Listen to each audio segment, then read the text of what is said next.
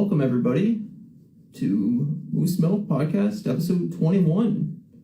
We're legal to drink worldwide, so let's drink. I'll be your host, Ryan. Just going to wait for Matt to join us. But, hope everybody's doing well. It's actually pretty cold here compared to last week. Last week it was like 30 degrees when we were recording, and I was like, oh, it's hot, blah, blah, blah, blah, blah. Well, shouldn't have said that, because this week it's like 4 degrees. It's absolutely freezing here, so not good. Not what you want at the end of May. But here's Matthew.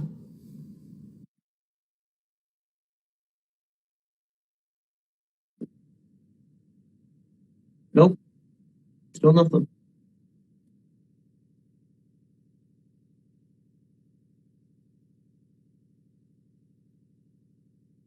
Don't know. Well, let me let you join for some reason.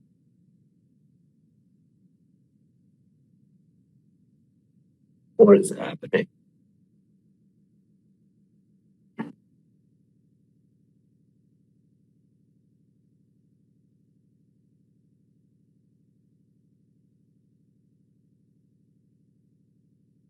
Yeah, it's not letting you join, buddy. I don't know why.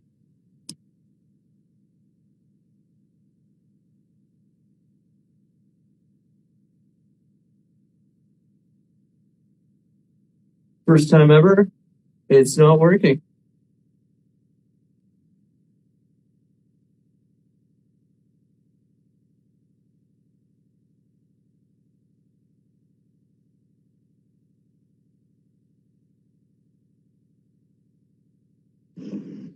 There we go.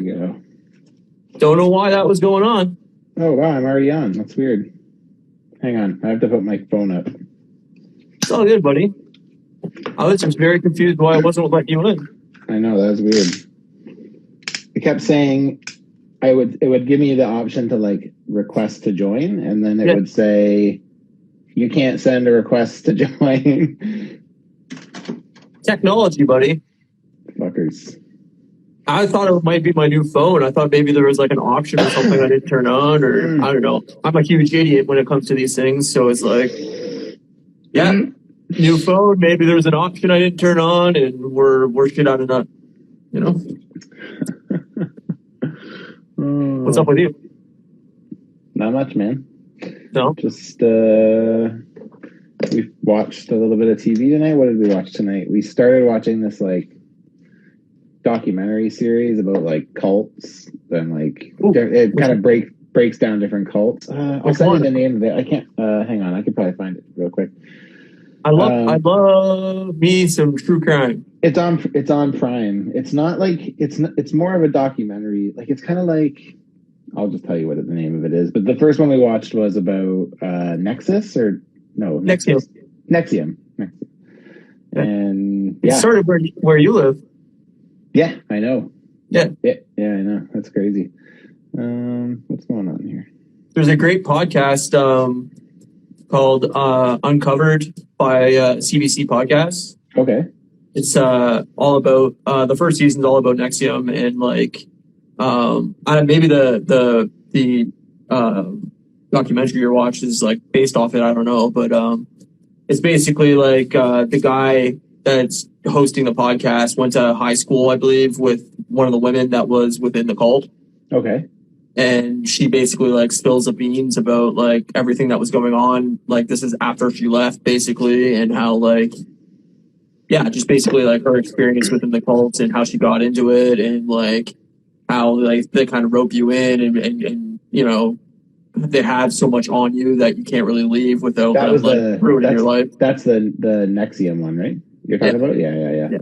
The show's called Cults and Extreme Belief, and it's on Amazon Prime. And it was like, we just watched we started watching the second episode, but like we kind of got distracted by other shit, so we didn't. Yeah, no, I absolutely love like true crime and cults, and like that's, if we ever do an episode on like podcasts, that's gonna be a problem, because most of my top podcasts are all like true crime podcasts, and like I love that stuff. So yeah, we still need to figure out what we're gonna do next week. I don't think we never decided, did we? We never decided. We'll talk about it during the week. It'll be a surprise for everybody, including us. Maybe we'll just fucking wing it. Who knows? It's just going to be an hour of us doing fake advertisements. Fake advertisements in offensive accents. Oh, I like it. Everybody will love that. My take on an English woman will sell you any product. That's great. You just sell scones and biscuits and tea? Wait, put another. Oh, that's Australian. I can't. Failed before you even started. No, I haven't watched anything this week, honestly. Like, it was like a week of like me just like basically relaxing on the couch again. My back's finally like somewhat better. Oh, good. Yeah, so kind of just like took it easy and didn't really watch much. I watched a bunch of hockey, which was weird because I that's why I'm wearing the jersey. I watched hockey all week, and I haven't watched hockey in like 2 years, so that's very weird. Yeah. But what was it? NHL? Sorry, I don't really follow. Yeah, it's the playoffs right now. Oh, really? Nice. Who's gonna win Stanley's Cup? I don't know. I didn't watch one game the entire season, so I'm like, I think the Leafs did really well. I think everybody's expecting them to finally go somewhere, but oh wow. I hope they don't because I detest them with every fiber of my being. Your status on Facebook made me laugh the other day. Yeah, no, I the only time I smile every year is when I hear the Leafs are eliminated from the playoffs. And then so it's just misery. Like that my text bins are from, terrible. So like that smile from Home Alone when the guy in the hotel, he finds out that the credit card's stolen. He's like,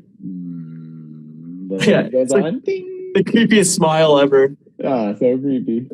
Yeah. I'm trying to think of what else I watched this week. I'm up to date on Bad Batch. It's been good. It's been pretty good. So yeah, I'm really liking it. So I'm happy that there's going to be like it's not going to just end on me real quick here. Like I'm glad that there's like quite a bit more still, right? So. It's weird that they started it so late, just because like you'd think they'd want Loki to start like when Bad Batch was done.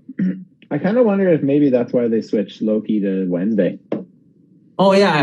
I guess that would make sense. So they have 2 things a week. Yeah, and then they kind of know, if you switch Bad Batch from Friday, maybe some people may not be like as quick to get on it. Whereas people will like on Wednesday, people will watch it because it's a Marvel one, right? So yeah, totally. Marvel definitely draws more of a like everyday person than like a Star Wars cartoon probably is going to, right? I would think so, but maybe it's huge amongst kids. I don't know. Maybe. Bad Batch is definitely not a kid show, though. Not that it's like super violent or anything, but it's just. Yeah. I have no idea. So. Yeah. No, I don't think I really watched anything. Oh, I watched both Conjuring movies because I'm excited for the next Conjuring movie. Oh yeah, isn't there a new one coming out? Yeah, like next week or something. I think both those movies are like really good horror films. I don't. The spin-offs weren't like nearly as good. Like I think they did like 2 or 3 Annabelle movies and like The Nun and like all these random ass movies that spun off of the first 2 Conjuring movies. But the actual like Conjuring main series, I think both those movies are really good. Oh, nice. I always get I get them all mixed up. I can't remember which ones I've seen. I'm pretty sure I've seen Conjuring 1 and maybe 2, but I don't remember for sure. The second one's not as good as the first one in my opinion. Like, but they're kind of like jump scary though, right? They're like the spook kind of. Yeah. I mean, they're like modern day Exorcist type deals, hauntings and stuff like that. But like, yeah, I don't know. It's based off of like, this is like a total. We're not even talking about what we're supposed to be talking about, but that's all right. It's based off of like this couple, the Warrens, who like did a lot of like poltergeist research, I guess, during like, I don't know, like a 20-year span. They're basically like, from everything I've read, like they're pretty, maybe you believe in like all that shit anyway, and then you believe them, but they seem like very big, like just scammers that like wanted to make money off of people that said they have hauntings, basically. But right. The Conjuring's based off of their like case files, basically, of like the actual documented hauntings. That, crazy! Quote unquote. Yeah. It's. I think it's mostly bullshit, but All right. Is Finn's very quiet? Oh, is that? He was chewing on my couch like a good boy. Good job. Because he's a jerk. Good job, dog. Jerk. Oh, but he's so yeah. So I watched those 2 movies, and I think the third one comes out next week. So I think it's going to HBO Max in the States. I don't know if it's coming to like Crave or something here or what. Right. Yeah. We'll see. I got this today. I haven't opened it yet, but She-Hulk. Oh, that's cool. Mm-hmm. Very nice. Beastly, very big. And yesterday I listened to. I know I didn't watch it, but I listened to it. Actually, I did kind of watch it. It was on YouTube. So there's this like podcast I listen to every week. I only listen to really like a handful of podcasts. Yeah. And it's called They're Not Dolls. It's like a toy podcast. It's like one of the first kind of toy podcasts I ever started listening to. Yeah. And yesterday they had this guy, Craig Warwick. I know I've sent you pictures of Craig's work. He always does like crazy customs. Like I kind of refer to him as like the customizer that all the customizers that kind of come across him like end up like just like it's admiring, right? Like he's just he's from Scotland, so like he's got like a sweet Scottish accent, and like he's just, I don't know, he's just like a super, like he can be kind of negative, but like he states his opinion, and he's fucking hilarious, man. He's so funny. And so I watched him yesterday on the live stream, and man, like I was fucking dying laughing, right? It was really good. Yeah, so it's super funny. And, that's awesome. I mean, I always like people that can be blunt about things, and like you can tell they're not getting paid by like Marvel or something to be like, check out this new thing, and like you're like, all right, well, you got paid to talk about it, so I'm not going to trust your opinion for shit. But his points are all like super valid. Like that's the thing, is he's pretty good at like explaining why he stands where he stands, kind of thing, right? Sure. So, but yeah, it was just it was probably one of the best of their shows that, like, I've been listening to for probably about a year or so now. So yeah. I like people that are realistic and state their opinion and are blunt about it, even if it's negative. Like, to me, tell me how you actually feel about the thing. Give your pros and cons of why you feel that way. And, I'm able to make my own opinion if I prefer, if I do like it or whatever. But I like hearing other people's opinions on things and why, me and you can see something and have totally different fields of view on it. Yeah, absolutely. I think that's the funnest part of like anything, right? Is music or movies or whatever, is like, totally subjective. You can go leave the movie theater and have a conversation about it and have two different points of view. So yeah, or I've seen two different movies. Really, it's all about perspective a lot of times, right? Yeah, I mean, there's always like things you miss that somebody points out. They go like, "Oh, this," and I'm like, "Oh, I didn't even notice that." Like, I'm an idiot. And I'm like notoriously bad at paying attention to like details. Like, because usually when you watch something, you're doing three things at once. I'm also usually pretty baked too. So yeah, well, I mean, that doesn't help, but that doesn't help. No, but it makes the viewing experience better. Oh yeah, for sure. But then you miss the entire movie and have to watch it 3 times just to pick up on the plot. So that's why I'm watching Always Sunny for my 3rd round now, because I'm like, hey, by the 3rd round, I usually have each episode down pretty good. It takes you 60 minutes to watch a 20-minute episode, kid. Pretty much. But like by the time I'm on my 3rd round, it's like I'm remembering it, right? So as stuff like comes up, like when it kind of flashes the title at the beginning, I'm just like, oh, this is a good one. Yeah, you got to get past season 8 though, buddy. I know. Hopefully they put it so up. But good. if not, I'll look into it and see. Like it. Yeah, we'll see. I'll figure something out. But you better. One day it might just magically show up. Sometimes that happens, and then I'm like, oh. Well, that would be super. That would. I agree. Yeah, so we should probably talk about what the fuck we're talking about this week. All right, let's do that. Yeah, we're talking live music, live concerts, our favorite concerts, things that we enjoy about them, things that we think make a good show, our favorite venues, anything in that conversation. And I mean, between me and Matt, we've probably been to, 20 concerts together. Yeah. And I might even between us, probably 160 concerts total, if not more. There was a while there where there was a good 3 years where we went to concerts all the time together, all the time. Yeah. That was we go to concerts 3, 4, 5 times a year. Yeah.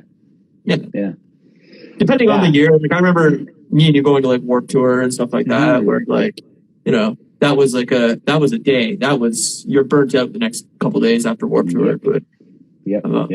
I think we went to Warped Tour two times together, I think. Yeah, 03 and 05. Or was it 05 that? and 06? Was it 05 and 06? I feel like it was earlier than that, but it must have been 05, 06. It wasn't 02 because so I went 2002, 2003, 2005, 2008. So or 2006, sorry, not 8. One of them was 2005. Yeah, so that would have been the time I went with you. I think we went 2 years in a row. I think it was 2005 and 2006. I can't find the other ticket, but yeah. Yeah. Damn. I have a big stack of them in like my drawer over there in my bedroom. Yeah.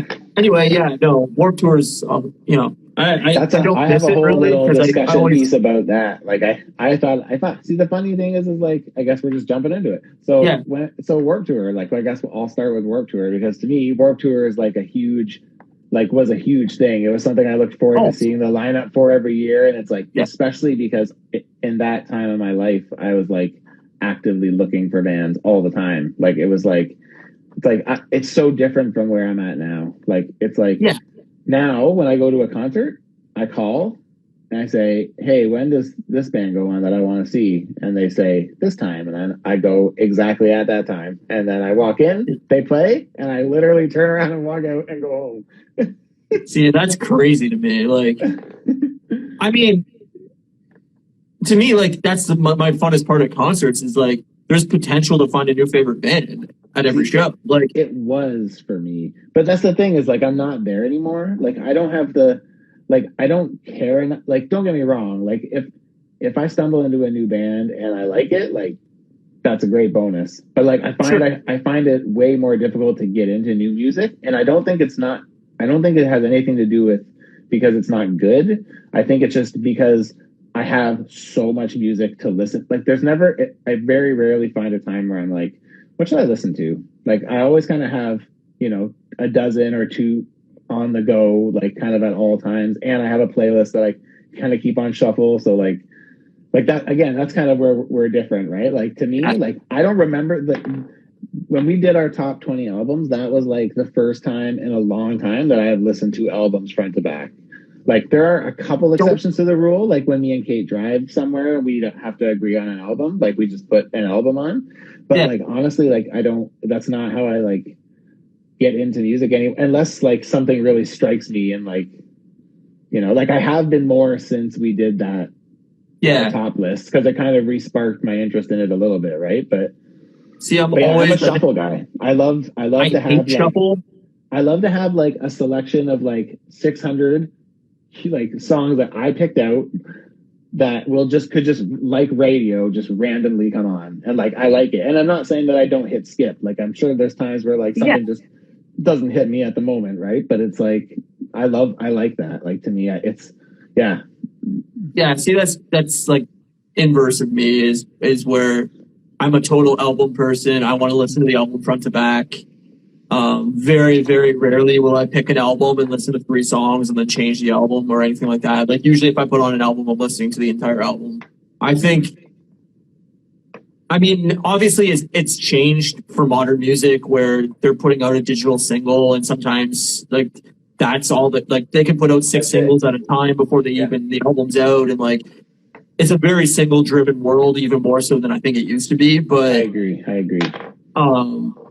I always think like a musician I like planned this album. They thought out the sequencing of the tracks. They thought out the album art. They thought out why this track flows into the next track and like all that kind of stuff. And I think like it's almost like disrespectful to the artist of saying like, I'm going to listen to your lead single and then I'm going to bounce to the next lead single. Like to me, there's so many like B-sides on an album that are like, oh man, like this is one of my favorite tracks by this band, and that you completely miss out if you're only throwing singles on shuffle. Like, not saying that you're doing that. Like, you could be putting an entire album by a band on a shuffle list, and then you know you get 3 tracks out of your 10-track drive or whatever. But I don't know. I'm always going to be an album person. Like, I collect vinyl. I love throwing on a vinyl album and listening to it front to back. Like, especially with live music. Like my biggest problem with going to see a band live, and I hate it,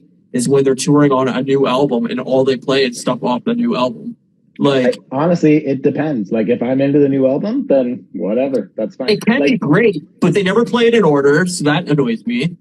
Is if you're gonna play your new album, only get off your new album, then fucking play it front to back. Like, you can jam and add like cool, like, you know, solos or whatever little interludes you want to do between tracks or whatever. But like, to me, it's like, when you're touring, I'm touring to see a wide variety of your catalog. I don't want you to play whatever your new album is, and that's it. Like, it can be a great album, don't get me wrong, but I want to hear a variety.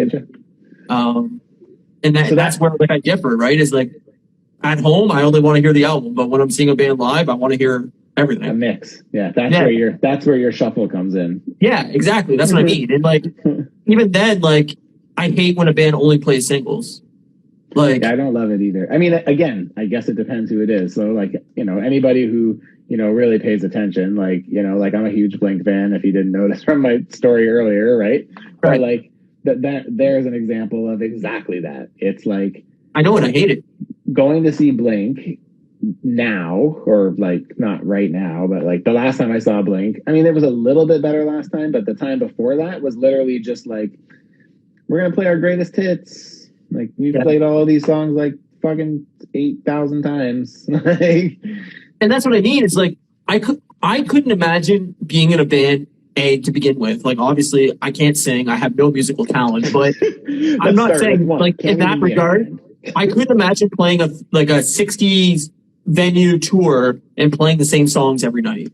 Like, that sounds like hell to me. Even if you love those songs and you've crafted those songs, I look at it as like, okay, most of these bands these days are spending 2 or 3 years to record their next album and are probably practicing these songs over and over and over and going through like rehearsals just to get it right on the album and you know, 3, 4, 5, 6, 27 tries to get you know, one guitar part right or whatever. And then they're going to play a 60 venue tour of the same 15 songs that they've played another million times before that. Like, that sounds like hell to me. Like, I love when a band's like, hey, if you want to go see us 3 nights in a row in 3 different cities, you're going to get 3 different set lists because we're going to play a mix of all kinds of shit. Or when bands do like, hey, we're going to play Detroit 2 nights in a row because we sold out the first night, and then you get 2 different set lists. Like, that's like, I'll go to both shows if you play 2 great set lists. Well, speaking as someone who was once a musician, I can tell you that the reason why it doesn't happen is because for bands to be able to just whip up anything out of their musical library, it's like, it takes a lot, like, to stay like tight. Yeah, it really does. It does require a ton of practice, and that's coming from somebody who spent a lot of time practicing and still weren't tight. I don't think any band I was ever in was not like at least a bit sloppy. Like, you know, so it's like to be able to just be like, what do you want to play? That? Oh, we haven't played that in 15 fucking years. Let's go. Right. And it's like, I feel like that's it's a rare thing. Yeah, I think it's a hard bite to ask for. That being said, I don't think it's too much to ask for that if you're playing 2 shows in the same city night after night, they should be different shows. I think they should be different shows. And too many bands don't give a different show, which to me is a little bit of a cop-out. But yeah, I mean, look, to me, need to be fully different. No, but okay, like 25% of the songs need to be different. But I look at it as this too, is like, it's one thing to say like, hey, this new band that has 1 album out or 2 albums out that they just got really big. Like, let's say Fun. When Fun blew up off of Some Nights, right? Yep. They had 2 albums out. Now, let's say they were selling out a venue in, Detroit. And it's a lot harder to do that 2 nights in a row when you only have 30 songs to play, right? Like, that's like basically, okay, we're going to play every track we have, 15 song sets each night, and that's everything we wrote. When you're like in Metallica or Red Hot Chili Peppers or something, they have like a rich discography of songs. Yeah. You have 11 albums or 12 albums. I better not see the same night back to back when you have 130 songs to choose from and you chose the same 12. Like, to me, that's like, what the fuck, man? Like, you're not even trying at that point, especially if they're all singles. I'm like, yeah, I know. But like I said though, right? Like, I do see why it's limited in song selection. Like I do get it. Like, you know, Right. and there's some bands who like don't follow that rule. Like there are some bands who will just be like, all right, tonight we're gonna play this. We haven't played it in fucking like 15 years, and Totally. here you go. Yeah. It does happen, but like I couldn't imagine having that kind of memory either. Me neither. Never. Where like you remember the exact lyrics to a song you wrote 20 years ago that you haven't played in 10 years. Lyrics would be hard to remember. Would be really hard. I don't have the ability to remember what I did last week. Like you could tell me something now, and by the end of the podcast, I'm not going to remember it. Yeah. And I mean, that's me. I have a terrible memory. I know you have a terrible memory. Yeah.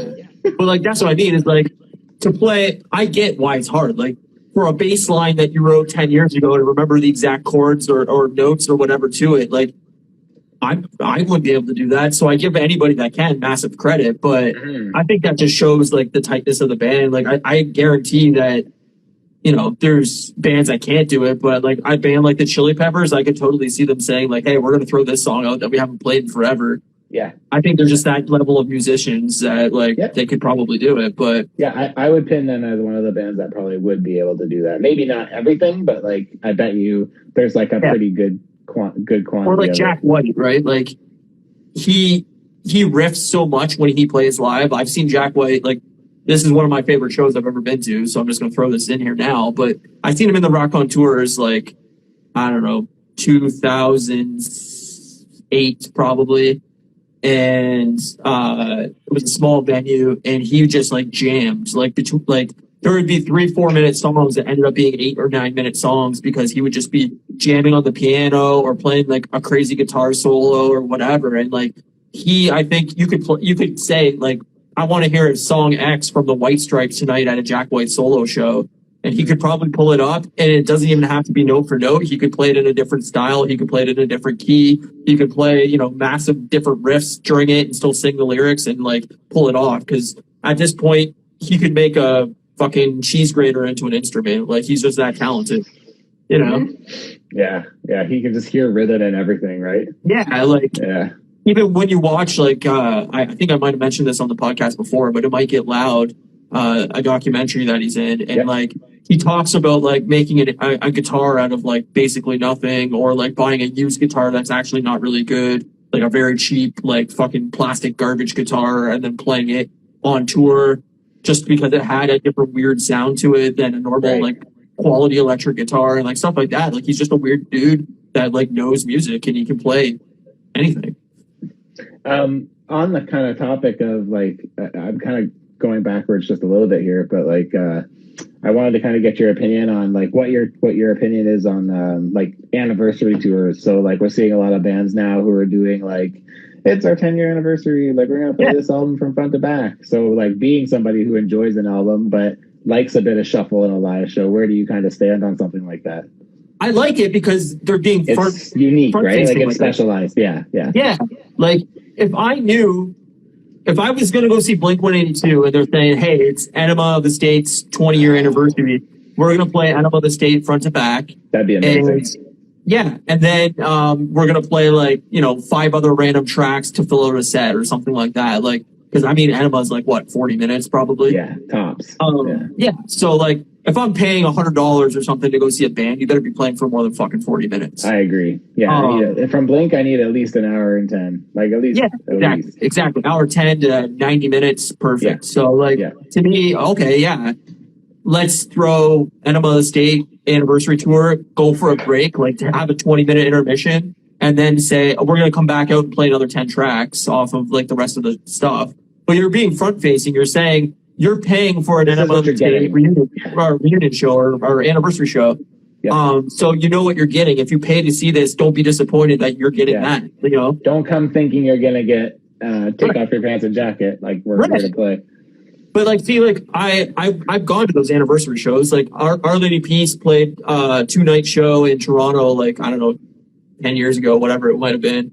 I think it was like 2009, 2 albums a night or something? Isn't that what they played? They did an album a night. They did one night they did Clumsy, and the other night they did Happiness? No, the album after that. Oh, the Spiritual Machines. They did, so one night they did all of Clumsy, and then they came back out and they played like, I don't know, a couple of random tracks off of like, basically like a, encore that was like 4 or 5 other tracks. And then the second night they played all of Spiritual Machines, and then they played like 4 or 5 other tracks again. And it was like awesome because it was like, I got 2 full albums that I love, and I got, 4 or 5 other tracks. Couple goodies on the side. Yeah, that's nice. And it was like a great night. There was one of my favorite shows. It was a small venue in Toronto. They sounded phenomenal. Like it was just like, oh yeah, this is exactly what I want. Postal Service, when they reunited, they did a 10-year anniversary of Give Up. I went to see that. It was an excellent show. Yeah, it was great. It was awesome. Very interesting. Yeah, like if you know that's what you're getting, then that's great. I'll pay for it. But if they don't say that and they say, hey, our tour, we're going, and then you go and they only play one album or they only play singles, it's like, well, I wish you would have just told me that and I wouldn't have paid ticket money for it. Like, you could sell out a band that's as big as some of these bands can sell at a venue regardless. Yep. So I maybe not right now, but when well, I bet you right now probably. Maybe in the States, but like yeah, not here, obviously. Like Fall Out Boy. Like Fall Out Boy's going on tour next year, I think, with Weezer and Green Day. If I paid for that show, A, I want to know who's headlining that show before I go. B, I want to know like how long the set lengths are, because if I pay because I would like Fall Out Boy and Fall Out Boy goes on first and plays for 30 minutes, and then Weezer comes out and plays for 40 minutes, and then Green Day is the headliner, I'm going to be super disappointed because I hate Green Day and I don't want to see Green Day at all. Right? Like, that's where it comes in, where, like, if I know the opener already, like you were saying earlier, like, whatever, band X is opening for a band I love and I don't like the band that's opening, yeah, I'll skip the opening band and show up just for the headliner. But if I've never heard of the opening band, I'm like, oh yeah, that's going to be cool because it's a band I've never heard of, and maybe I'll love them and maybe I'll hate them. But I have found a lot of bands out just because I've seen them on tour and I never heard of them before. Yeah, I know. There's been lots of times where you message me after a concert and you're like, man, I just saw this opener and they're fucking great. But see, for me, like going back to what I said, like kind of when we first started the conversation about like not really having the desire to find new bands, it's like that's where like concerting now versus concerting back in the day, that's where it's so different. It's like nostalgia for me. Like it's like a band comes, like most of the bands that I've seen since I've been in Vancouver, like I actually seen like a fucking good amount of concerts since I've been in Vancouver. Like my count says from number 37 to number 74 have all been in Vancouver or Seattle. And that's in the last 12 years. So yeah, I've been concerting a lot over the last 12 years. But like when I look through these lists, it's all stuff that like I saw back with you and like with Craig and with Mike, and like it's all the exact same bands. Like there's nothing else new. I mean, there's a couple ones sprinkled in here and there, and then like 8 of them are Protest the Hero because Kate's obsessed with Protest the Hero. Right. So like, I've seen her favorite band more times than I've seen any of my favorite bands, just because like every time they come around, she needs someone to go with. So I'm like, all right. No, and like, I mean, yeah, I've seen 80 bands, but like I've seen Our Lady Peace probably 8 times. I've seen Motion City Soundtrack probably 8 times. Yep. I've seen, I don't know, whatever band, like Metallica I've seen twice, Red Hot Chili Peppers I've seen twice. Like there's tons of bands I've seen 3 or 4 times, like tons. Yeah. And that's what I mean. Is like there's a lot of bands in there that are repeats, but I've also seen like Queens of the Stone Age. I've seen once. They're phenomenal live. Tool I just got to see last 2019. Finally. Finally. I've always been, well, not always, but for like the last 15 years I've been a big Tool fan, and I never got to see them live because they're actually like really, really rarely tour. They rarely put out new albums. This was like the first album in 12 years or something, the last album. But yeah, they announced a tour. We got tickets. They were one of the best live bands I've ever seen in my life. Like it was fucking fantastic. That's dope. And yeah, I can imagine they'd be a good live. They're definitely not my thing at all, but I can imagine that they would put on a really good show. Oh, it's insane how like you can see them or whatever, another band that's really great live, and like I don't know, for me at least, it like sends like chills down my spine because you're seeing such like really, really talented musicians just do their thing, and it's like it's bone chilling for me because I'm like, holy shit! Like I wish I had that kind of talent. Like, yeah, I kind of put Brand New in that category. Yo, yeah, Brand New, Where like another. honestly, when he sings live and he goes without the microphone, like it's like Goosebump fucking city, man. Like it's crazy. Totally agree. Yeah, he's such a like you can like feel his passion, like in his performance. Like it's fucking crazy. No, I totally agree with you. When I got to see Brand New, which was another band I've again, once, you saw Late, yeah. Yeah, I got my to see favorite them band twice in like a 9-month span or something like that. They came to Vancouver. Yeah, I wish, man. Like, I mean, now they're broken up, and I'll never get to see them again, probably. But yeah, another band that like just like it just sends chills down your spine because of how fucking good they are live. They're tight. They sound phenomenal. Yep. Jesse's voice is just fucking out of this world. Like, yeah, you know, there's a lot of bands that can do that. Vampire Weekend was another band like they perform every instrument live on stage. Like there's nothing pre-recorded. It's like if they need 8 people on stage to perform every instrument they have on the album, like they have 8 people. Same with Arcade Fire. At one point during the Arcade Fire show, they had like I think 12 or 13 people on stage because they have fucking like, you know, saxophones going and trumpets and fucking harps and violins and like all this random ass shit. And I'm like, holy fuck, like this is insane. That's not that wild to me because I like ska music. So yeah, but like even sometimes you think that there would be a band that would be like, oh yeah, we're gonna play everything live, and then you go see it. And it's like there's 2 guys on stage and I'm hearing trumpets. Yeah, what's happening here? Like, you know. Well, speaking of trumpets, one of the bands that it's not necessarily my favorite live band, but a band that I've seen a ton again since I've been in Vancouver. I think I've seen them like 5 times in total. 1 time at Warped Tour and then 4 times in Vancouver. Is Real Big Fish. Like I know you're not a ska guy, but like honestly, like I fucking think that they are such a fun live show, and they're so good at reading their audience, and they're funny and they're quirky and their music's like makes you want to dance, and like it's just like they know how to have fun. Like they do this like it's a reoccurring bit, and like don't get me wrong, by the time like I saw it like on number 5, I'm like, all right, man, you can like away for a bit. But they do this one. They have kind of like a really kind of fast song. It's like only like 40 seconds or something. So they like play it and then they kind of like remix it and do it into different styles, and like so they'll do like hardcore and country and like. It's just stupid, but it's like funny, right? And it's like super, it's like a bit, right? So yeah. But yeah, it's just like it's great, man. It's good entertainment, and that just shows how like talented and comfortable they are on stage, right? Like the fact that they could just pull that out every night and be like, yeah, we're going to do this song in country, we're going to do this, and like that just shows their musicianship of being able to fucking pull out a different style and just do it. Yeah, it's awesome. Like I love a band that like doesn't take it too seriously. Like I do love a band that does take it too seriously too, but I also love a band that doesn't as well. Like yeah, I think it depends on the music. Totally.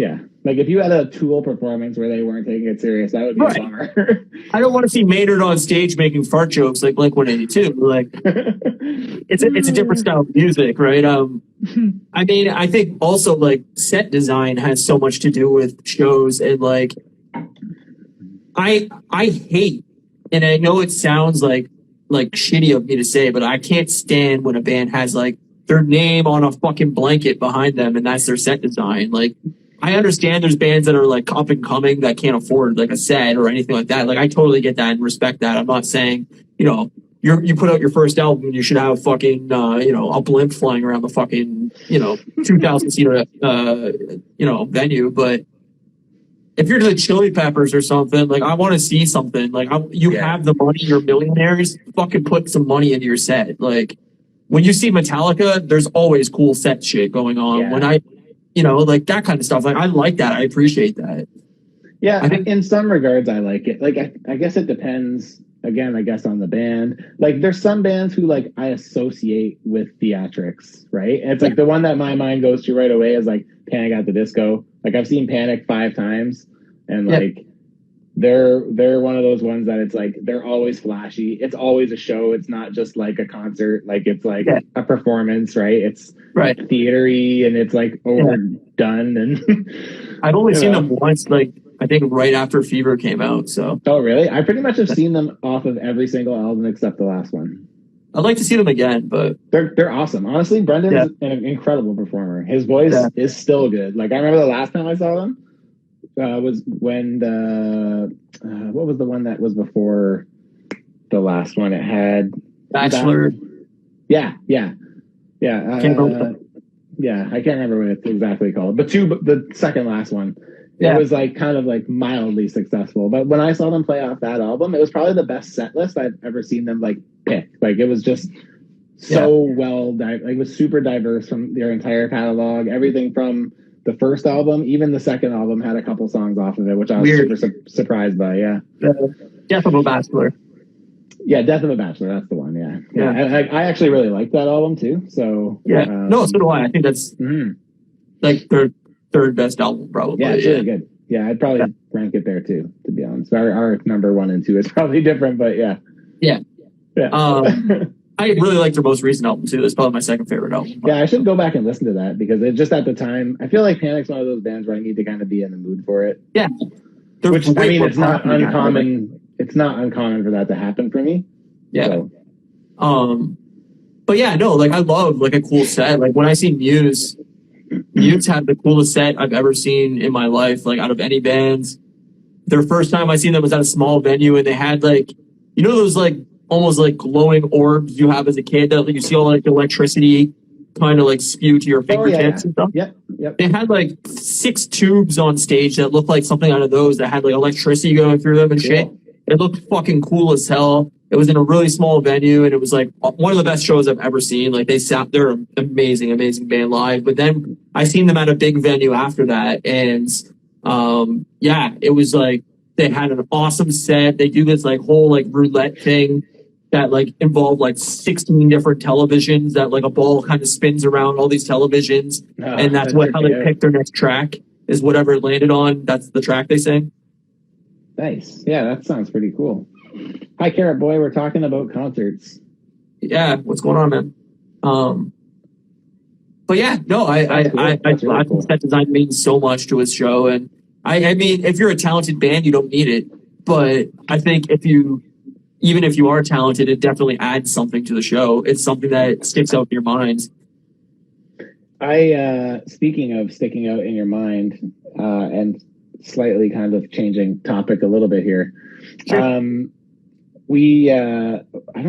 pretty sure you didn't come with this one for me. So I went to a show. There's one show that really stands out in my mind, and it's a memory that like I feel like I'm never gonna fucking forget. I don't remember actually the date or anything, but the concert was at St. Andrews Hall in Detroit, Michigan, and the lead band was Unwritten Law, and then Mest and Sugar Cult were the opening bands. So it's like.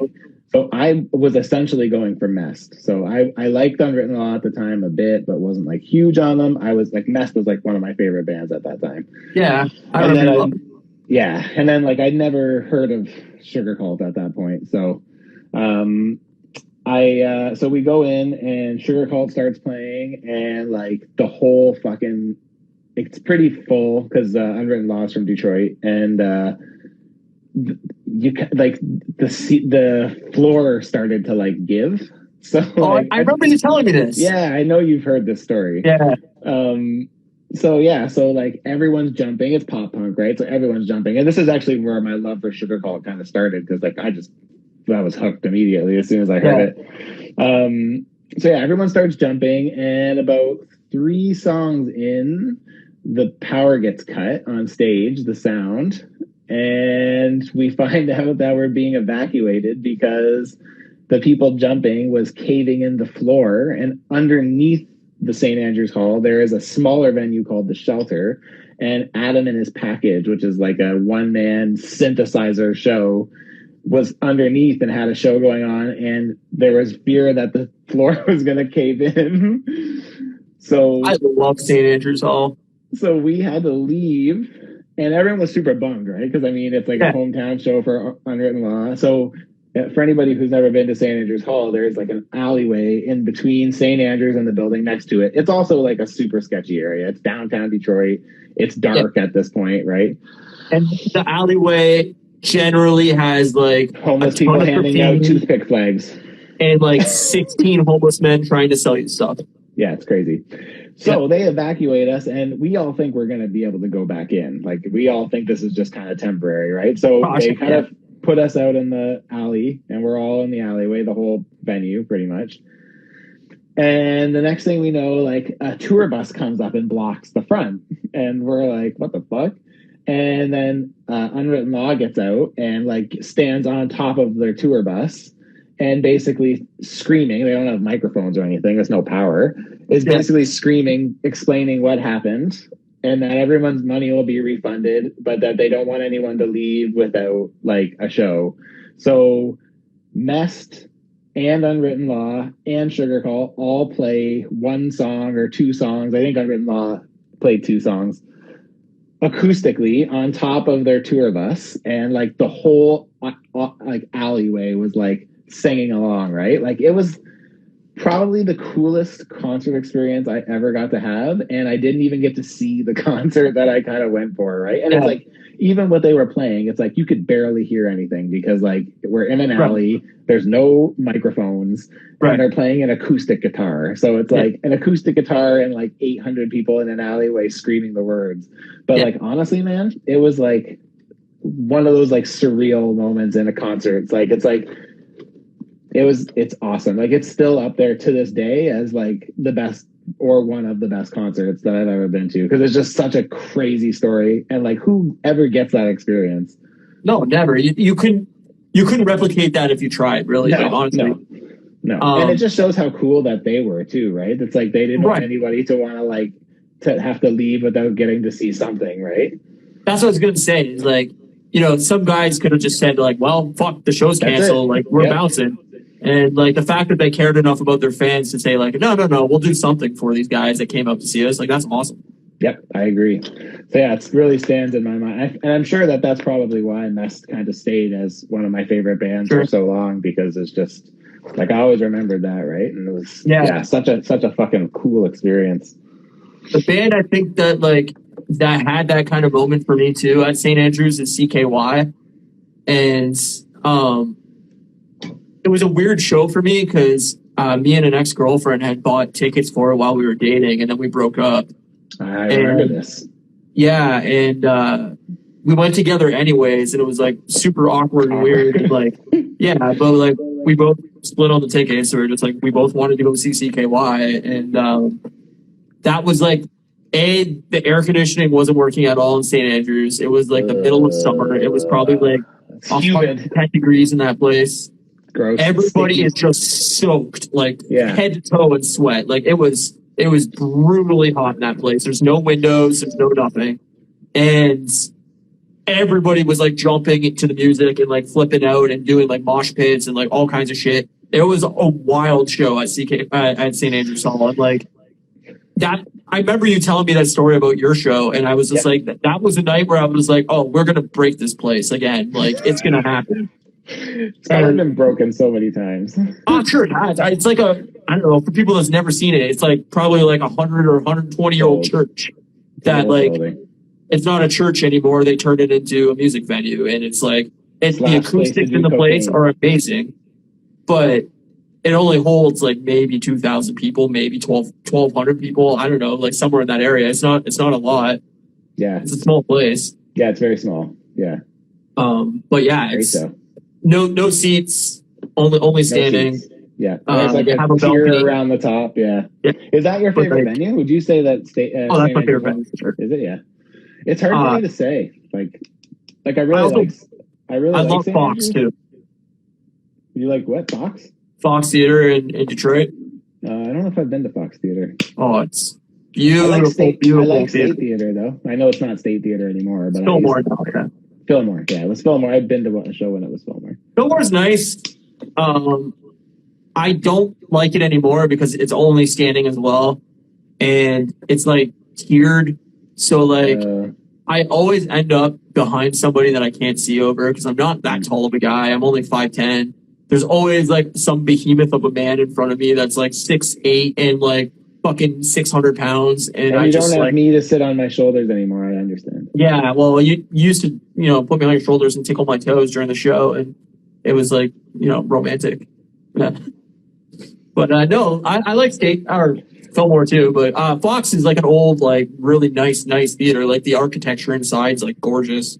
It sounds really nice. They do a lot of like. I've heard good things. That's right next to Fillmore, right? Yeah, they're beside each other. Yeah. They do a lot of like Broadway shit in it. Like plays. But like I think I've seen Death Cab there. Yes, that sounds familiar. Fuck, I can't even think off the top of my head. Did you ever go? You must have went to Clutch Cargoes with me a couple times because I know I saw Fall Out Boy there a few times. We see Motion City there, I think. We would have, yeah. Did you like Clutch Cargoes? I actually really like. It's good. Cargoes. Yeah, it's small. I thought the sound was good, and I like the smaller. I definitely prefer smaller venues. There's no venue that fits over 2,000 people that I've ever been like, oh yeah, this is like for me, right? Unless it's outdoors. See, I don't love outdoor concerts though. I always pick small venue over anything. Yeah. But if you said like, let's go to an indoor venue or let's go to an outdoor show, like an indoor like big stadium or an outdoor stadium, I would always go outdoor stadium because they always sound better. Yeah, indoor stadiums just fucking sound like shit 90% of the time. They echo like crazy. The acoustics are usually like really tinny sounding. It's not good. But like outdoors at like DTE or anything like that, like sounds at least wonderful. It sounds good. Yeah, I know. I do agree. It does sound good for sure. But I've seen a lot of outdoor shows. It depends on the band too. Like if the sound is off, like they haven't like equalized the sound properly to have it like balanced well. It sucks outdoors because you're like, oh, I can't hear the bass at all. Like, right. It has to be really well done, and they have to have a really good engineer out there. And like some bands that don't, and it sounds like shit. Yeah. I have another good concert story. This one actually predates you even. So this is actually my third concert I ever went to, and it was the first time I saw Blink. First time you seen Blink-182. Oh, okay, yeah.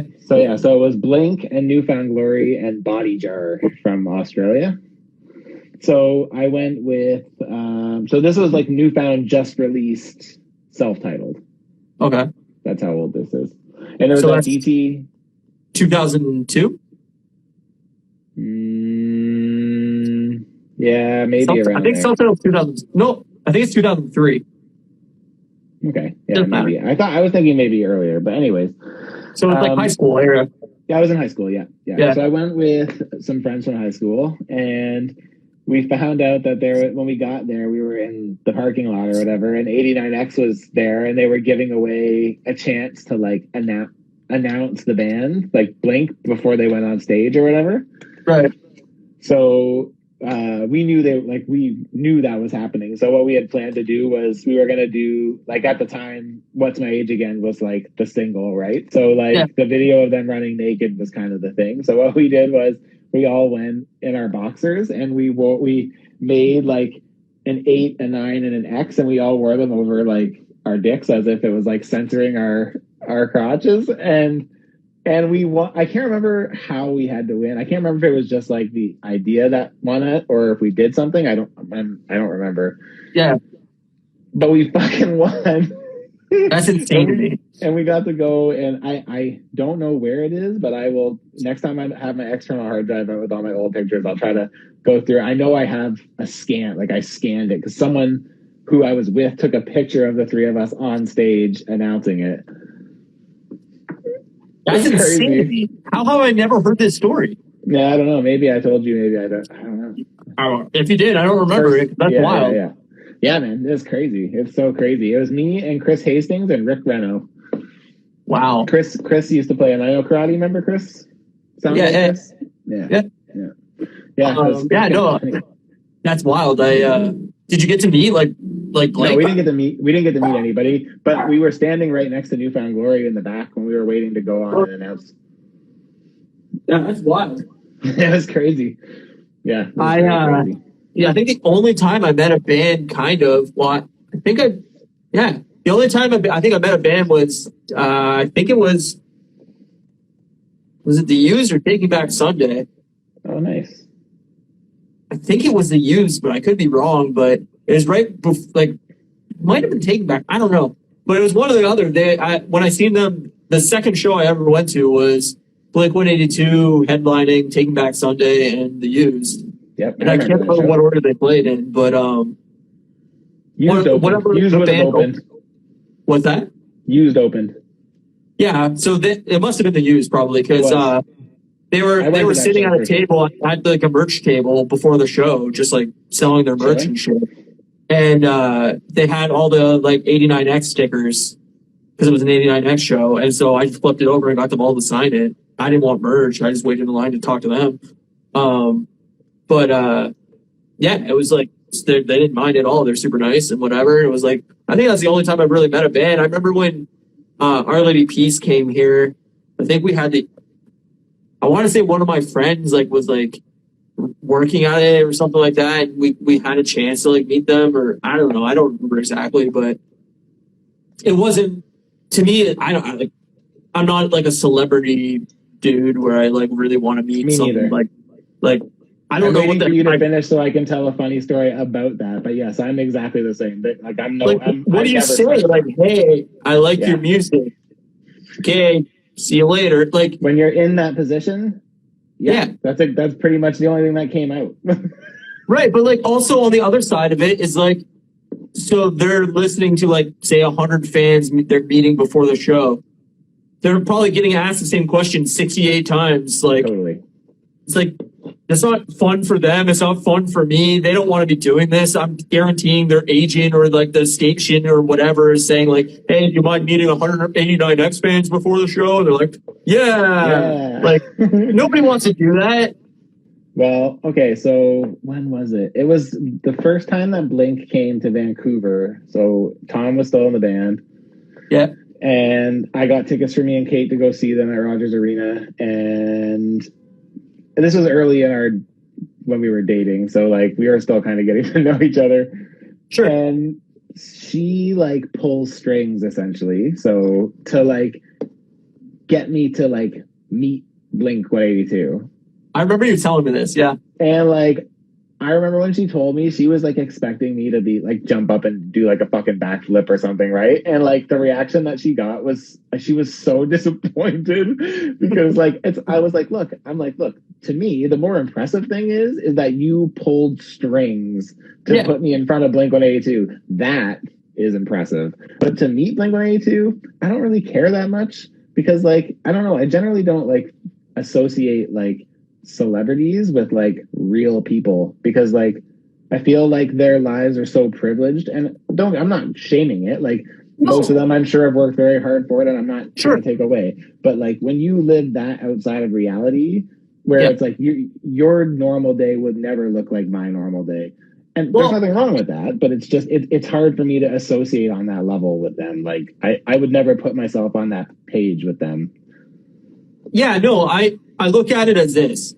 If I got the opportunity to interview, I don't know, Rain Maida from Our Lady Peace, I would love to sit down with him for like a beer and have a conversation with him over dinner and like actually get to talk to him about like different things. And I'm not even necessarily talking about Our Lady Peace music. It'd be cool just to be like, hey man, like what's your favorite movie? What inspires you like on a day-to-day basis? What's your favorite book? Like what's some of your favorite bands? What made you want to be in a band? Like stuff like that. Like let me actually learn stuff about why they are the artists they are rather than, hey, why did you write Clumsy in 2000 whatever? Like I think there's a fascinating conversation to have with somebody over like a meal of food, but to meet in a meet and greet line and have 30 seconds in front of whoever to say like, hey, Mark Hoppus, man, like, what up, son? Like, what are you supposed to say to him? Like, I like your music. Thanks, man. All right, see you later. That's what happened. I just said I'm a huge fan, and he might as well have just been like, I know. That's like why you're here. Yeah, you're in my meet and greet line. I would assume you're a huge fucking fan. Like, like the only cool thing would be is like it's cool that I have fans. That's awesome. But like eventually that wears off, I'm sure, after 20 years of touring, and you're like, yeah, I know I have fans. I'm selling out a fucking 23,000 seat venue. Like, you know, I think it's different when they're that big versus when they're kind of just starting out. Like I don't feel, I think it takes a certain level to kind of you know, because again, right, like I played in bands from 17 to 22 or 1 or 2 or whatever. I don't know how long it was, for a while, 5 years probably. Yeah. And like, it's not like I was like a touring band, but like I played a fuck ton of shows. Like we played every weekend at least once, like, you know, and it's just like, it like, there's something about being, it's like a brotherhood. Like, it's like, you know, it's kind of like, you know, I've heard like Conan O'Brien kind of say, like, you got to find like your people, right? You find your people. And like, I associate it with that, right? It's totally. It's like you find people who like see music for more than what it is. And it's, you know, like there's some people who like music is just music. It's just like the background. And then there's some people where it's like music literally like got them through like their toughest points in their lives. And like without it, like they would either be a different person or it might not even be here. Like it's that powerful. I think, like, I mean, it inspired our entire friendship, really. I would agree with that, totally. Yeah, like, we started talking because we were both Blink-182 fans, and then we were both into pop punk, and we were both into, like, New Found Glory, and then we started going to hanging out outside of work, and then we started going to shows together. Like, you can meet your people, and they are into the same weird, quirky thing you are, and that's awesome. And, like, I think that's why, like, Comic-Con and stuff is so huge now when you can go. It's because it's 20,000 nerdy men or women or whatever that maybe necessarily have never really fit in a friend group where they can talk about their favorite comic or their really nerdy anime or whatever. And then you go to these. Now they have. And now you go to a fan expo and you see like 17 people dressed up as the most obscure Japanese animated thing that like I have no like manga or like whatever, where you're like, I don't even know what they're dressed up as, but they have 17 friends along with them that are fucking stoked that they're dressed up as that, and that's awesome.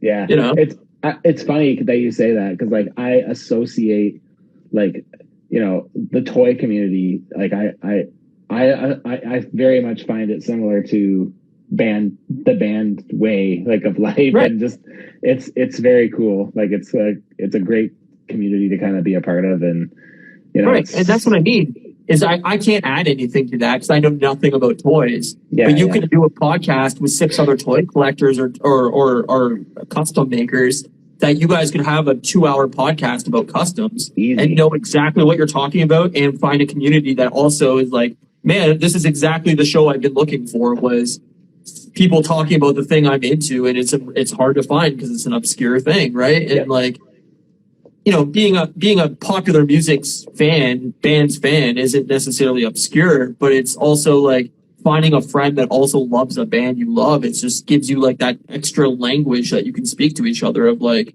yeah, that song really means something to me, and like I know it means something to them too because we both love this band, and it's like that's cool.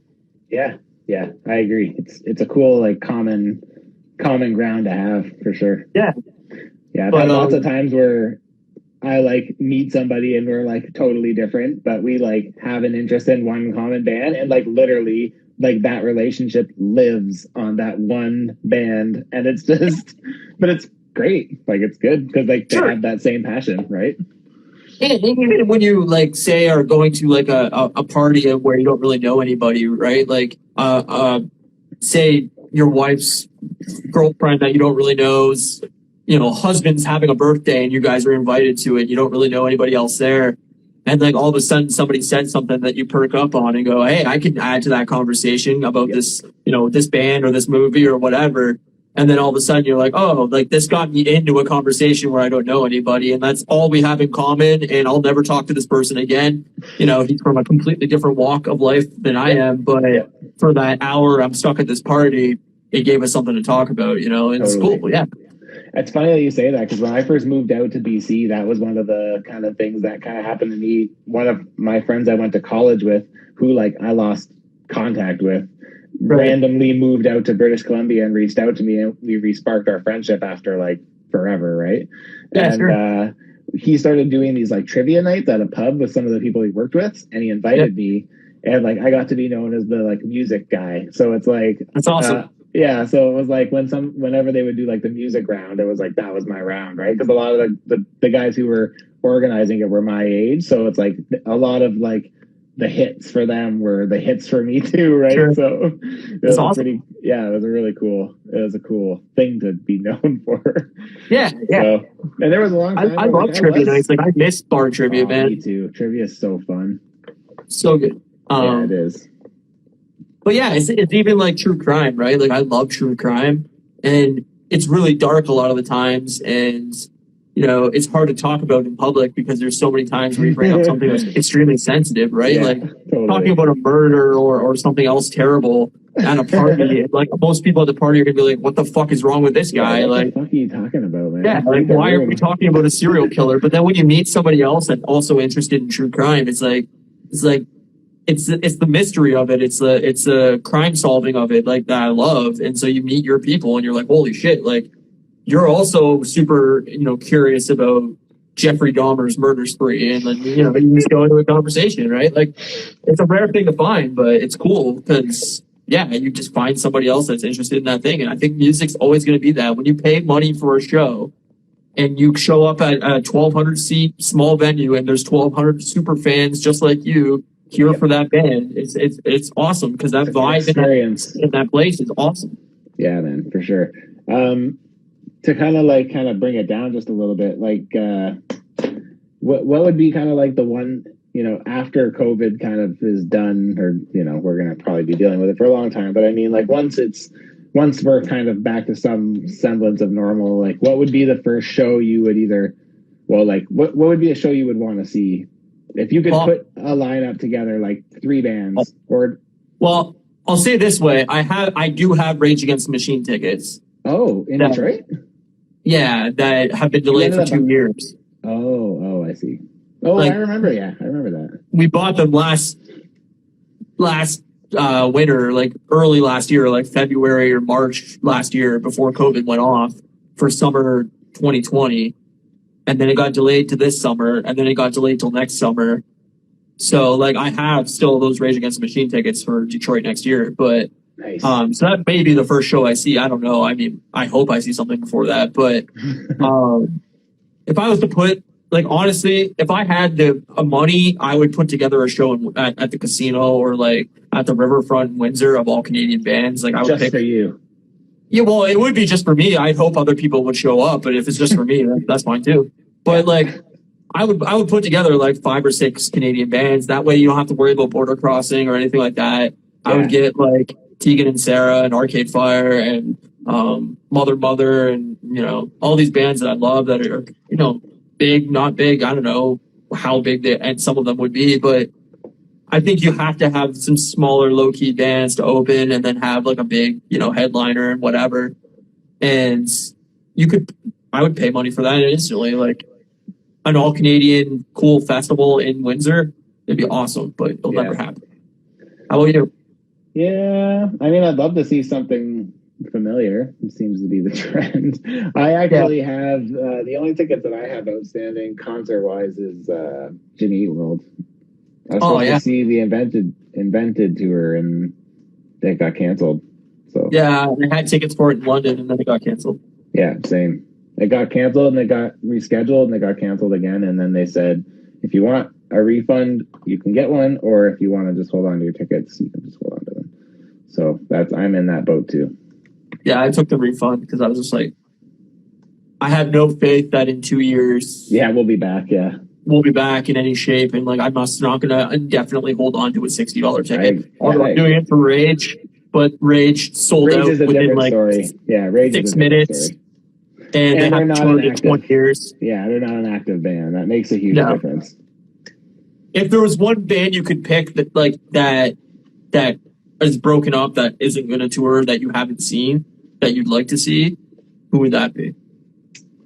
Well, after watching that live performance over Christmas that Starting Line did, they're definitely on my list of bands I would really love to see again. Yeah.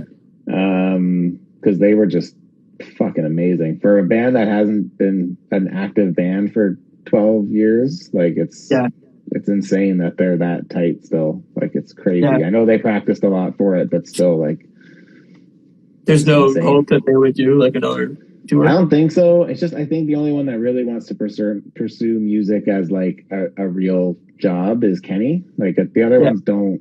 Like I think the keyboard guy does too, but like the other guys all have like families and lives and jobs and it makes it hard. Yeah. So yeah, I feel like they would definitely be up there. But there's still like a lot of bands I haven't seen that like I want to see, right? Like I still haven't seen Green Day. I know you're not a Green Day fan. And to be honest with you, at this point, like if I couldn't walk into the show knowing what I was expecting, a anniversary show, or if I couldn't pick the set list myself, I would never pay to see Green Day because they have more shit that I don't want to hear that's more popular than the shit that I do want to hear. So it's like I wouldn't, and I know it would be expensive because they're popular. So I wouldn't want to spend $100 on concert tickets and see like 4 songs that I give a shit about. Like, you know, if I could see them tour off of anything Warning or before, I'd pay. Like if I could see a Warning, even a Warning tour, like I'd watch a Warning tour. Like if they played that front to back and then played a couple other songs, that'd be worth it to me. And you're going to see that because some of these bands that maybe haven't had a hit in a while are going to do like 20-year anniversary tours of whatever album from, 1990 or 2000, whatever, like 30-year anniversary tour of an album that came out in 94. Like I think you're going to start seeing that. I would take Dookie, like for Green Day. If I could see Dookie in full, I would be so fucking happy. I would put money on that's going to happen at some point. I hope so.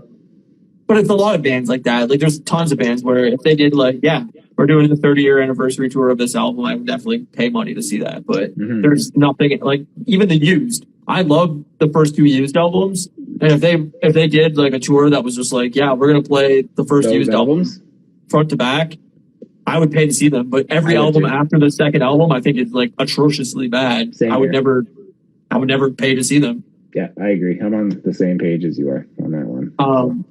The other band I haven't seen that I want to see is Alkaline Trio, and I know I mentioned that during our top albums, but they're one of the bands that like I missed the opportunity to, and then I never got to see them, and I really regret not seeing them when I got the chance to. I have a bunch. Like honestly. There's like probably 10 bands that like I would love to see that I haven't seen. I would love to see Alexis on Fire. Never seen them. I would love to see the Foo Fighters. You ever seen the Foo Fighters? Really? No. I would love to see Slipknot, even though I'm not huge on their newest shit, and I think I'd probably get murdered at their show. Like for instance, and I know people like always are like, oh, it's not that bad. It is that bad. I seen System of a Down on floor at a stadium, and like there was people leaving with like broken arms, broken fucking legs. Like the mosh pit was fucking insane. You couldn't move on the floor. It was so many people. Like clearly people climbed down from the stands onto the floor. It was insane. And like I don't think I could do Slipknot without like having seats. Yeah, like you wouldn't feel comfortable on the floor. Yeah. No. Yeah. But I would love to see Slipknot. I think it'd be a cool show. It's funny when that happens. I remember the second concert I ever went to was MXPX. Oh, who was it? MXPX, Ultimate Fake Book, and somebody else. I can't remember. And I went to the bathroom. It was at State Theater. I went to the bathroom, and somebody was in a circle pit. Got their lip ring and it went right through their whole lip, and it was fucking bleeding down their face. Over their shirt. Do it. Stop. And like I remember like seeing that, and like I was heavily pierced at the time, and I'm just like, I'm not gonna do mosh pits. I don't think like it's gonna. I'm not like maybe if I was 18, I'd consider it again. But like at 36, I'm like, nah. I have bad back. I have bad knees. I don't even want to stand for 4 hours on a show anymore. Like, true. Yeah, going to a concert's a workout now. I want a cold beer. I want to sit in a seat, and I want to enjoy the show. That's it. I will say, I am still not a seat person at concerts. I'll stand during like when the band I want to see comes out. I'll stand and like enjoy the show. But like for the 3 hours before that, or like the 30 minutes before while the band's setting up, I want to rest my back and sit in a chair and just relax. Like, I mean, I'm just not at that point anymore where I want to stand on the floor for 3 hours and watch a band, a 2 or 3 band set list or whatever. Like, yeah, that's fair. I'm over it. I mean, the band like I want to see probably most that there's almost zero chance of ever seeing is the White Stripes. I think Jack White might. No, I don't think Meg White will ever tour again. I could see Jack White saying like, "Hey, I'm going to perform this album, with somebody else myself, and have like random musician friends play the rest of the instruments on the set, like basically just drums." But yeah, like I could see something like that happening, but it wouldn't be like the White Stripes, but Jack White playing Elephant or whatever. But I'd also really love to see Paramore or Haley Williams solo. Like, have you not seen Paramore? I've seen them once. Before you were into them, though, right? I wasn't into them at all. I think it was the 89 Next Christmas or birthday bash or whatever. And Jimmy Eat World was supposed to headline. It was Jimmy Eat World of Paramore. And I got there. They had advertised it as Jimmy Eat World headlining. And then I got there and Jimmy Eat World opened for Paramore. And I was so angry at that idea that a band like Jimmy Eat World, who had like, I don't know, 6 albums out at the time, and then Paramore, who was touring off of like, I think Riot maybe. I was like, this is fucking ridiculous. I was like so angry that I just left. They came out, they played one song. I was like, wow, Haley Williams is gorgeous, and then I left. And that was the end of it. So I actually got to see Paramore off of Self-Titled. It was fucking great. I would love to see them play anything recent. Like I love obviously I love After Laughter, but there's like a lot off of Self-Titled I love as well. So me too. Like we said when we did the top albums, I feel like if you culled Self-Titled of like half the album, it'd probably be their best album. It's just the problem is that they have 8 songs that are fucking incredible and then 7 that are just like Yeah. 100%. They could have made an awesome 10-track album that would have been that would have been their best. Would have been and probably still unbeaten, like in my opinion. Because those the 10 they're the 8 good songs or whatever. I think there's I'm literally split down the middle with that album, right? It's like I agree with you. I think that I mean maybe it's the band's doing whatever they want at that point of their careers, but I also think like it was the right that was the producer. First album they did without those old members too, right? Right. But I'm just saying, like, I think a great producer in the room that like can really like tell the band like, no, we need to cut that song, it doesn't fit with the album, or we need to sequence the album differently, or you need to do that album or that track in a different style, or this isn't working, or that's not working, or you need to make it more catchy, or whatever the case might be. Like, I think there's so many bands that can really use a good producer. And I think, like, for instance, to me, is Motion City Soundtrack. I think their best albums are when Mark Hoppus is their producer. And I think their worst albums are when Mark Hoppus hasn't been there for the most part. Their like most recent 2 albums for sure were, in my opinion, really bad. I think it just depends. Like, I think a band gets big enough or confident enough where they go, oh no, we know what we're doing now. We don't need that person in the room. We can do what we want. And I think a lot of times that's at their own detriment, because I think a lot of the times you get too cocky and too into a track, and then you think it sounds great, or you do 100,000 takes of a track to get it perfect, and the first take was the best take, Right. Yeah. So I think a lot of things are overproduced now, and like way overproduced and way too audio engineered, and like you can tell when you hear a band live versus the album, like when their vocals have been dramatically changed on the album and like so on and so forth. And I'm like, this doesn't even sound like the same musician. Yeah, it's true, very true. I guess the last thing I was going to talk about, we kind of started talking about, was Warped Tour. Because I just remember Warped Tour being such a cool thing back in the day, like especially when I was in a band, and like, not that we never played Warped Tour, but like. Even being part of like a local scene, like a music scene, like in the wind, like going to Warped Tour was like another day at the Gino. So like the Gino is like where we used to play all our shows, our local shows, the Gino A. Marcus Community Center, and like that's where anyone and everyone was on Fridays and Saturdays. We always would be there, right? So like going to the Warped Tour was like going to a Gino show that was like had fucking crazy good bands. Like it was like just as much like a regular local thing as it was like just like a great big outdoor concert, right? Yeah. So I mean, I remember being so excited to see what what bands were going to play Warped Tour every year. Me too. In the first 3 or 4 years I cared about Warped Tour, I never got to go. I never got the chance to go. And I remember those years, like 2000 to like 2004 or whatever, like seeing some of these huge bands playing and like, holy shit, I can't believe all these bands are playing Warped Tour. And then like post maybe 2008 or 9, I remember seeing the band list and I'm going, I don't even know who these people are. Like there's like 3 bands I give a fuck about seeing and the rest are just either bands I've never heard of or bands I couldn't care less about. Yep. And I think, I mean, maybe that's part of growing older. And, you know, the older I get, the more famous bands I don't know. You know, you see like Coachella or anything like that where they announce their concert band list, whatever. And there's like, I know the 3 headliners and maybe 3 other bands. And then there's a list of 60 other bands. I have no idea who they are.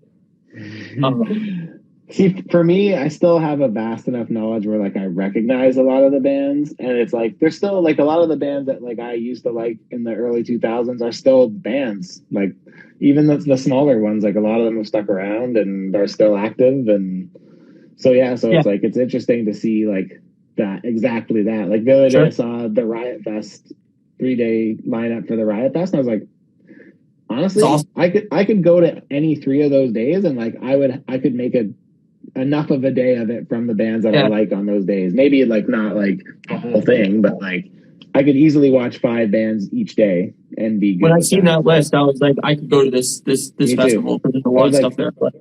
The first time in a long time I've said that about one of those kind of shows, though. Same.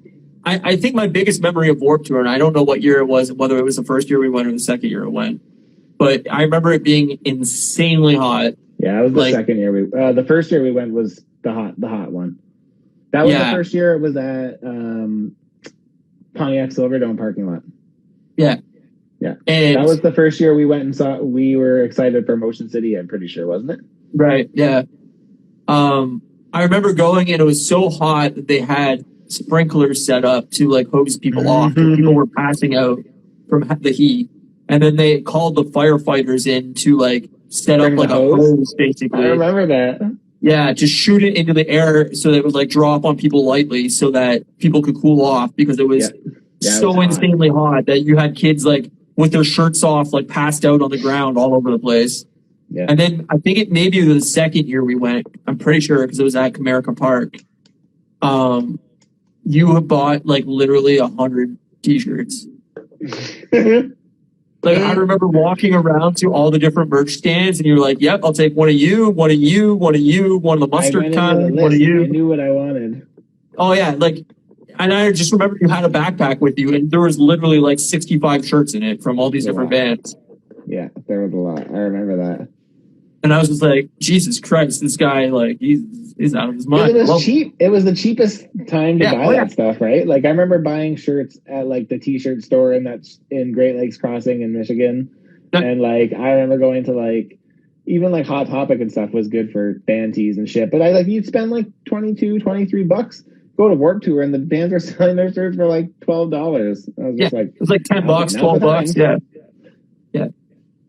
So I love Warped Tour, and I wish something like it would come back. I think their biggest problem is the set lists are like 30 minutes long each. That sucks. You need to have less bands, longer set lists. You know, I actually don't mind the 30-minute set list. It's not really a bother to me. I just wish that like maybe, you know, they pick 10 kind of like headliner bands, and those bands get like 45 instead of 30. Like I don't want hour-longs in a festival setting. Like I just don't want that. Like I like the expedited version.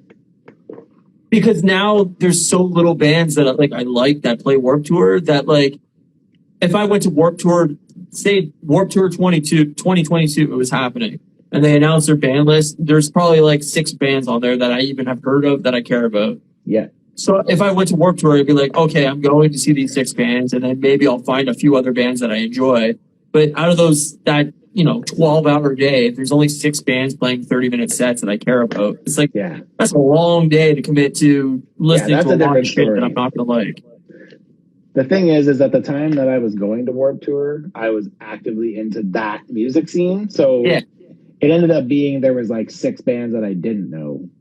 It's like I could pretty much guarantee that I could fill my time, pretty much. No, and I agree. Like in 2004, 2005, 2006, whatever, if you would have picked a Warped Tour date, I would have been able to know 50 of the bands on the 60 band set list. Like, yeah, to me, it's just, I'm old now. You know, somebody at my work talks about a band. I'm like, I have no, or a musician. I'm like, don't know who that is, don't know who they are, or something comes on over the speakers at work, and I'm like, never heard this song in my life, and they're like, really? It's so and so, and I'm like, I don't even know who that is.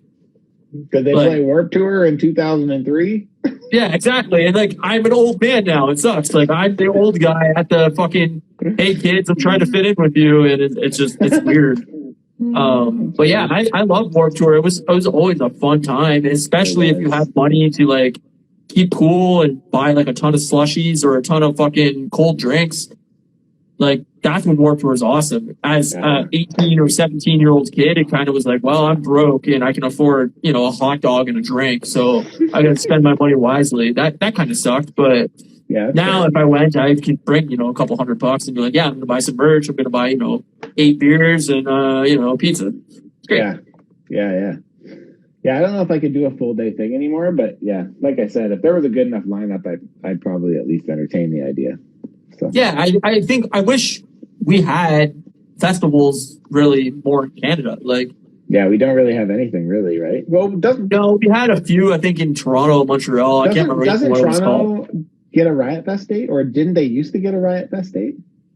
I don't know. They had a few different festivals that were in that area, but like overall, there's like nothing really around here. Like Chicago's pretty much the closest one, and then California has a bunch. Yeah.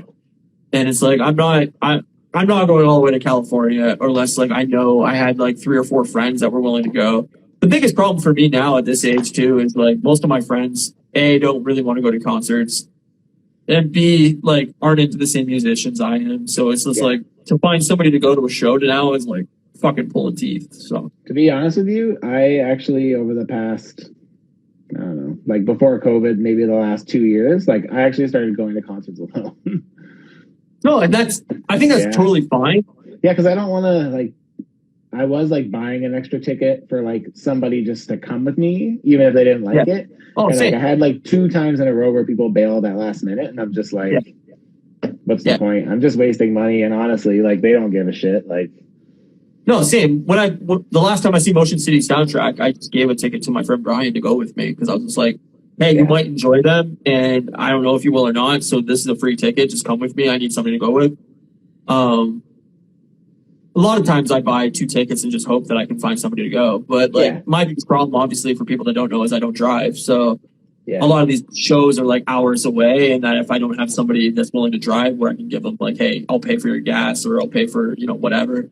I'll buy you drinks while we're at the show if you drive, kind of thing. Like, it's a problem for me, and the only chances of going to a show around here are like basically immediate downtown Detroit, or I have to go to like London or Toronto, which is like 2 to 4 hours away. So it's just like it's not going to happen.